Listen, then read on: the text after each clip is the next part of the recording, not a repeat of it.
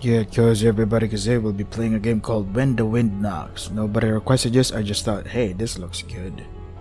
Let's see, text, etc. Okay. I wonder what's this about, this new game. I hadn't seen Geo for 10 years since I graduated from high school. Maybe if you open your eyes, maybe that would help. It's funny that when I heard from her again, my first thought was, I can't believe she actually survived 10 years. That's rude. It really can't be my problem if you met her. You would think the same thing. There's another reason which is hard to explain until you meet her in person. She's really easy to become a target for those around her. What do you mean a target? Like, is she a walking bullseye? What are you talking about? Is she a walking shop? Is she a walking place for clothes? She's filled from head to toe with the aura of a target. I remember that a writer once described a person as being full of the aura of someone who would be killed. What? That is, looking like one will be killed by others sooner or later. That's what I mean now. Oh, you're going around in circles, man. What? Is that pronounced? Jiu is full of the temperament of a target, and no matter in what capacity she appears, in what circumstances, among what kind of people, she will always be a target. She is a natural target for everyone. It's not an empty statement. I spent 3 years of high school with her in the same class. It was 10 years ago, but some memories are still fresh. Even though the faces of the people involved are no longer clear in my mind, what they did cannot be what they did cannot be erased from my memory. There you go. Yes, target. I'm sure you can't fail to understand when I'm talking like this. Ah, great, another motorcycle. I'm sure you've more or less met people like that. I was once a target, but then they stopped when I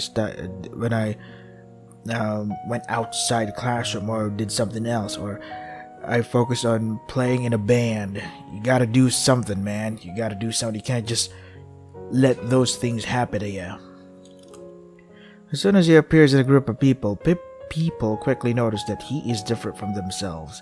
At first they are surprised, then they are suspicious, and finally they gather together in unison, and the alliance against this person is naturally formed. In the end, doesn't it really matter? This person can even become a means for people to show their loyalty, to prove that they are loyal to everyone, and to prove that there is nothing special about them. They must take the lead in hitting this target. The more intense, the better. So you're saying targets need to be bullied in order to fit in with the societal norms of something? I don't know. Social circle of high school fellas. Where is this setting anyway? High school? In this process, one is able to create, forcibly or actively, a variety of tricks to attack a person and no longer see them as a person, but as a human and symbol of evil, an object that makes people the executioner of justice. A target that, like an animal, arouses people the more they struggle. You don't find it strange, do you? Or at least not so strange that you can't read it. What? I can read it, but I don't understand it. I'm illiterate, I guess. Let me just... Oh, it's too hot today. Okay.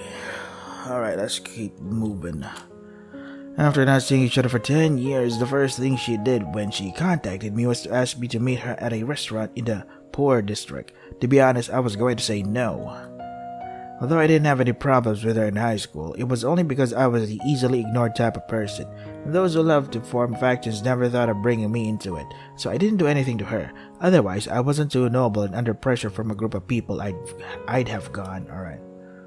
Target shooting for my own peace of mind. Besides, I've barely spoken to her all 3 years of high school. It was good enough not to hold it against her, and no one dared to be friends with a person with a terrible reputation at school. Is this the only visual image we have? What even is this? Is this like skeletal spines? Cartoon spines or something? From that point of view, it was very keen to meet Jiu. If she thought I was a good person and wanted to see me, because I wasn't, I didn't treat her harshly, only because my situation is almost as bad. If she were to say something to me in appreciation, that I was the only one who didn't bully her at school, I would really be ashamed of myself. But after I turned it down once, she said it wasn't for the "we all know" stuff from high school. Okay, the setting is high school. But simply because she wanted to see her old classmates and talk. When she thought about it, there was no one worth seeing, except me. This couldn't help but made me curious. I have little desire to share myself, but I was only curious to know what someone like her, who was always a target wherever she was, and who couldn't quite defend herself, had gone through in the 10 years since she graduated. If she's still willing to talk about what happened at school, I'm a bit curious about that too. If there's one thing I've learned in the last 10 years, is that everyone actually lives in a different world. Even though we went to the same high school, we lived in different worlds. You are redundant. I'd like to know what she's been through.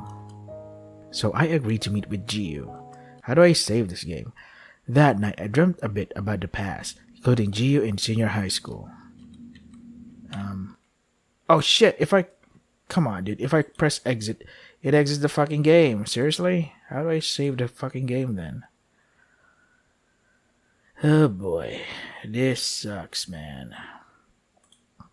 Let me just fix the fucking thingy again. God damn it. Don't do that, man. Yeah. You have got to be kidding me.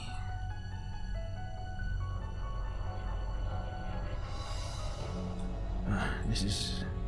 What have you done, game? Okay, hello, motorcycle dude. Can I load it? No, I cannot. So how do I... Wait. Is there like a... So this is the...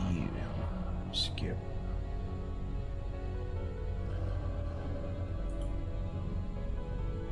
How do I save then? Do I press S? I can't it's almost bad, etc. Okay, cool, we're here. Collins Gio in senior high school. How do I go to the configuration? I thought I long forgot what you look like.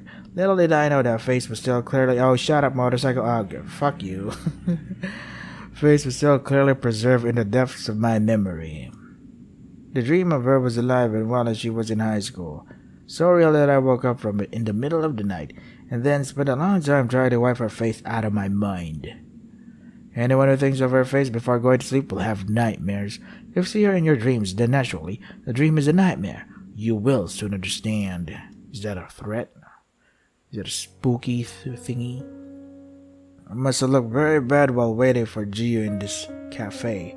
I hadn't slept well the day before, and now I had heavy dark circles under my eyes and a terrible complexion. I didn't even look in the mirror when I brushed my hair this morning because I was afraid to look at it.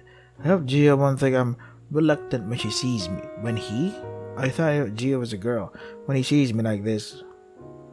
I woke up early and went out. I said a little before the appointed time. God damn it.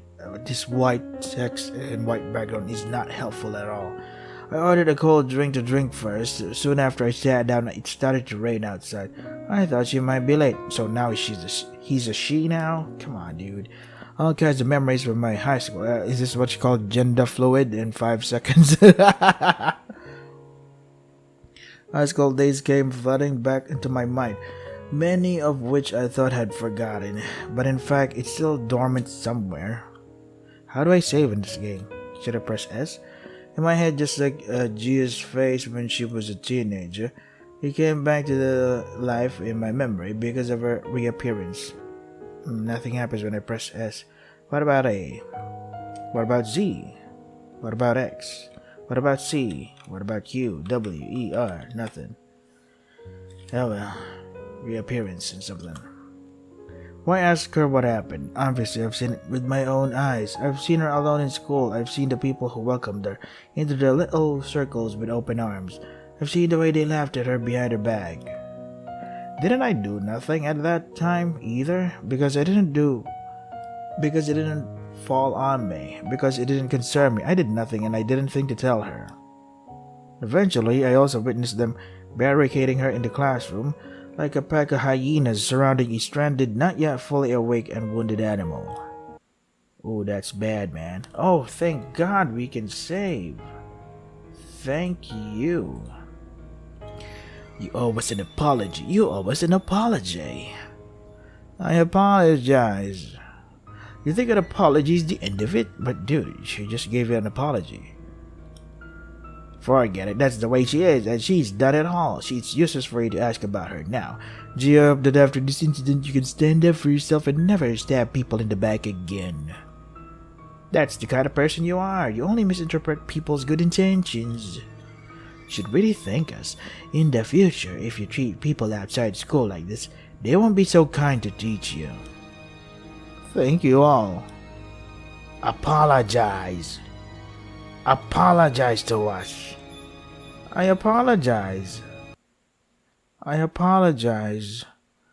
I apologize. I apologize. Apologize. I apologize. I'm sorry. From then on, she was on her own again. Not a single person ever offered her kindness again until she graduated. But I suppose even if there had been, she would not have accepted anyone's kindness again.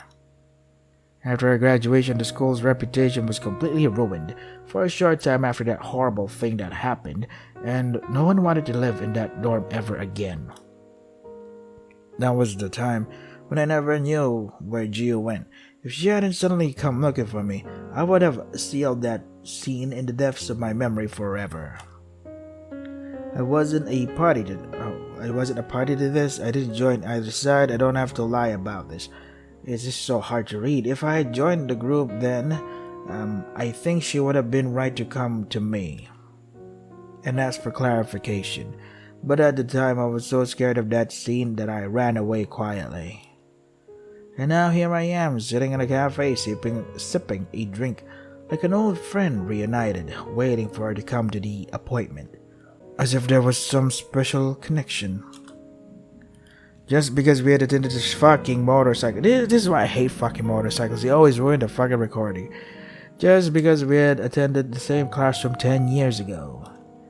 I'm just really, really lazy at trying to remove the motorcycle noises today. I just want to get this over with. I'm so sleepy. I'm not saying the game is boring. I'm just saying I don't feel too well. Maybe there's a flu not a flu, maybe a mild fever coming. You know how you feel that there's a mild fever coming? And yeah, just saying. I want to know what the truth was then, what the truth is in many things I have learned that seeing may not be believing. At this time, someone stood still at my table. Hi. Who's high? You're high. Hi. What the hell? Okay. Hi. I haven't been in touch with my high school friends for a long time. Wait, why is it called narrator? I just met Miss Wind 2 days ago. Who's Wind, or is it Wind? Miss why don't I remember this person? Miss Windknox. Have you forgotten? I remembered. Do I? God, this is so hard to read. Together with the thought of that terrible incident, because the student's nickname was directly linked to this incident, the school forbade anyone to talk about it. And even talking about it online could lead to disciplinary action, so the nickname became the only thing that could be said. So hard to read, man. What was fuck motorcycles? What was originally a horror was later turned into a joke by mean people. Is she okay? I remember her being teased until she graduated. She doesn't care anymore, just like me. I fell into silence. I knew what she was referring to. The more she acted like she didn't care, the harder it was for me to talk about it. When I kept quiet, she ordered her drink, and a waiter brought her order of milk tea. I could tell that the waiter was already controlling himself in a very professional manner. Why do you care what the waiter does? He's waiting. He's doing what he's supposed to do, his job. Not acting too surprised by her appearance. I spoke only when Gia began to slowly drink her milk tea. Basically, after that incident, our school was finished. They deserved it. Deserve? The school knew everything, but did nothing because they felt that it didn't matter if we lived or died. A lot of things didn't matter. All that mattered was their reputation. They deserved to be finished because of a bad reputation. Yeah, she was right. I hate to say anything cynical like that, but I couldn't deny her at all. She says almost anything with a flat tone of voice, so I didn't know how emotional she really was. We were silent for a while after that. Gio continued to drink milk tea, but I found the coffee in front of me difficult to taste. After a few moments, she spoke first. How much do you remember about that incident? I didn't know much. I didn't know much about it from the beginning. Don't you even want to know about it? All the time, I really didn't want to know about things like that. Do you know much about it? I think I know quite a lot. This came as a surprise to me. I could feel my heart beating fast. Not with the excitement of gossip, rather, I had a premonition that I was finally closer to the truth of that incident. All that came to my ears before all that cold public information was deception, and all we remained silent, knowing full well that it is deception, because the heroes who can see through all the mysteries and defy the obstacles to make the truth come out by themselves only exist in fiction. The reality is no one will take the trouble to look into something that is not relevant to them in the short term. As to why I believe that Gio knew the truth, I couldn't say. I can't prove that what she's going to say next was true. I just have a vague feeling that she had something to do with it. That case of suicide. Okay. To get to the bottom of it, it goes back 10 years. 10 years ago, there was a student suicide at Evening Song Boarding School. Moon, a girl who was about to graduate from high school, hanged herself in her dormitory with a shoelace during her lunch break. With a shoelace? Come on. Won't that break easily? From the last time she and the class teacher met in the office to the discovery of the body, it was just half an hour. The body was still soft when it was first found, that is, if anyone had been brave enough to touch it at that time. The police identified it as a suicide for a good reason. To be clean, the whole incident is described here from start to finish. To be clear, instead of clean, I thought I said clean. The name of the disease was naturally withheld from the public, but we all know it was her. Her family experiences appear to have had something to do with her eventual suicide. Her mother died of illness when Moon was... Oh, goddammit, motorcycle, stop it. When Moon was in junior high school, and her father soon. Remarried? Oh, okay, it was missing a sentence. The other part of that sentence. Remarried and immediately had another child. A new complete family of 3 was formed, at which point the existence of a child by his ex-wife became awkward and redundant. She was sent to boarding school when she entered high school. This allowed her father to get rid of the burden most of the time. But contrary to popular belief, she had been a cheerful personality and a positive attitude. She was a member of the school's senior girls basketball team and had an average academic record. Overall, she was a good student. She was easily agitated and has been rated a little low by her teachers. She had not been known to have any lasting disagreements among her classmates. It was difficult to imagine her having a grudge against anyone given her cheerful nature. God, this is so hard to read, man. It was her birthday on the day of the incident. According to her roommate's recollection, she had expected her father to pick her up and take her home. However, her family seemed to have forgotten about it and no news came, so she managed to go off campus to buy a bottle of beer and brought it back to the dormitory. She wanted to celebrate her birthday. But it was reported by a fellow student who saw her, and the alcohol was confiscated. The class teacher called her to the office at lunchtime and asked her to write a 1,000-word self-criticism that would be read out in front of the class the next day. It was time for the year group football match to start. Almost all the students on this floor of the dormitory building had gone to the playground, and she was the only one who had just returned from the office. One of her roommates had come back before the game started. When she saw Moon sitting at her desk writing the self-criticism, she asked if she wanted to watch the game, but Moon refused. About half an hour after the start, her roommate went back to the dorm to see why she hadn't come to the games. She was found hanging on her knees with her shoelaces tied to the upper, what's that? God damn it. Berth fence, by which time her heart and breathing had stopped. After a moment's delay due to overwhelming shock and fear, the roommate did not inform anyone else and reported the incident directly to the police using her own mobile phone. Okay. This above is a publicly available process. God damn it, I can't read. The possibility of non-suicide or rather suspicious, are not absent, but none could be established.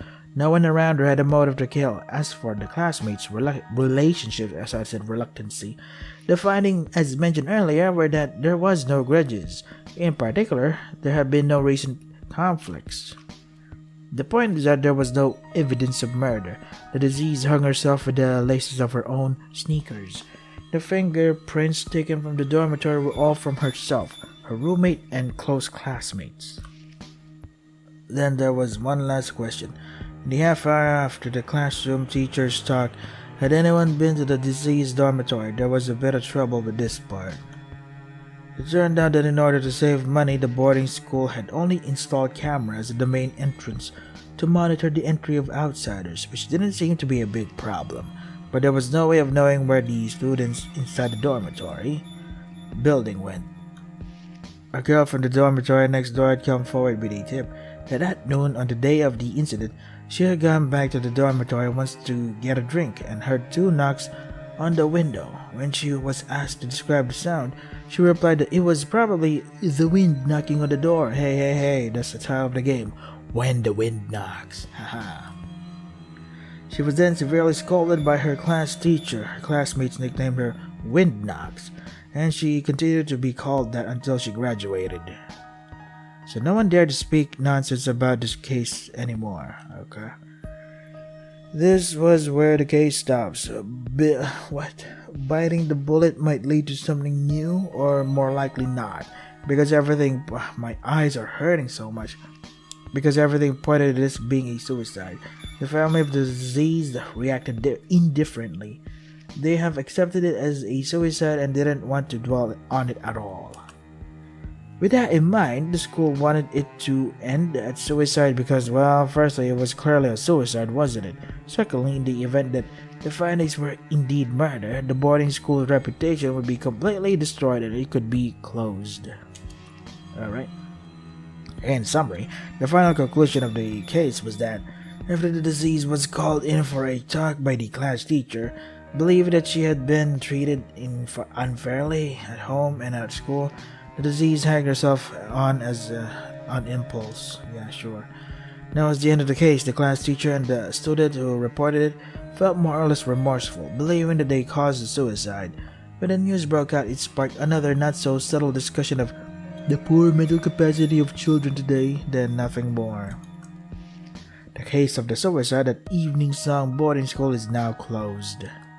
But there's more to it, huh? It turns out there's so much going on, I really don't even know. This is basically what was in the public report at the time. I have added a few notes of my own.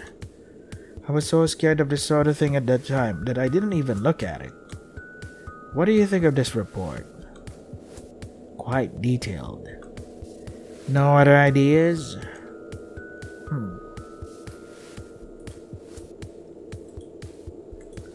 The last part. By which you mean? Seems to have been concluded that it was a suicide first to save the trouble. You think there's a problem? Didn't you also say earlier that there were doubts? That's my own note. I don't have a say in this, but if you want to hear it, I could say more about what else I find strange. I want to know. I hate people who go over old scores, but this time I had to go over it myself, because this matter was an extraordinary significance to me. In my personal opinion, there are a few points that should never have overlooked. Firstly, as previously stated, the disease was close to 180 centimeters in height, and the bed rails were at approximately 160.